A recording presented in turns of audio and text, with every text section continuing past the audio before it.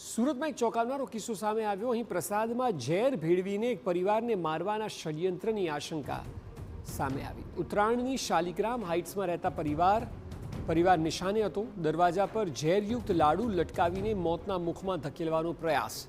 લાડુ ખાધા બાદ પરિવારના 3 સભ્યની તબિયત પણ લથડી। ત્રણેય વ્યક્તિઓને નજીકની હોસ્પિટલમાં સારવાર અર્થે ખસેડવામાં આવ્યા।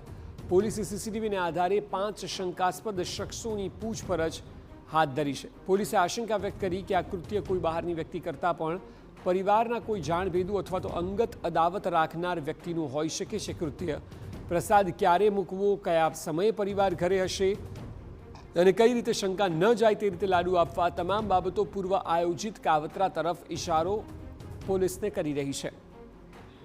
વધુ માહિતી આપી રહ્યા છે સંવાદદાતા બળદેવ સુથાર। બળદેવ, ખૂબ જ ચોંકાવનારા સમાચાર છે, આપ જણાવો ઘટનાની વિગતો શું છે?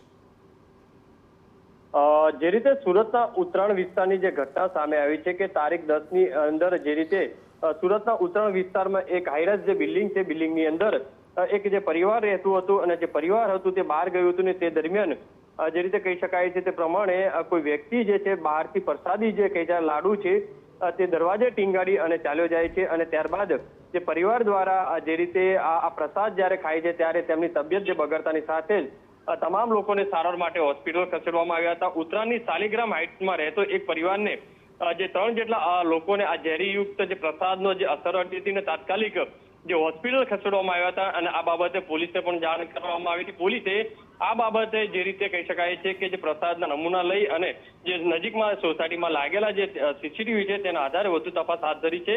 કોઈ શંકાસ્પદ જે વ્યક્તિઓ જે કહી શકાય 5 જેટલા શંકાસ્પદ વ્યક્તિઓની પણ પૂછપરછ છે તે કરવામાં આવી છે। એટલે કહી શકાય કે ધાર્મિક પ્રસાદના નામે લોકોને જે ક્યાંક ને ક્યાંક મારવા માટેનો જે પ્રયાસ છે તે કર્યા હોવાની હાલમાં હકીકત જાણવા મળી રહી છે। વધુ તપાસ છે પોલીસ શરૂ કરી છે। જી બિલકુલ, આભાર સમગ્ર માહિતી બદલ।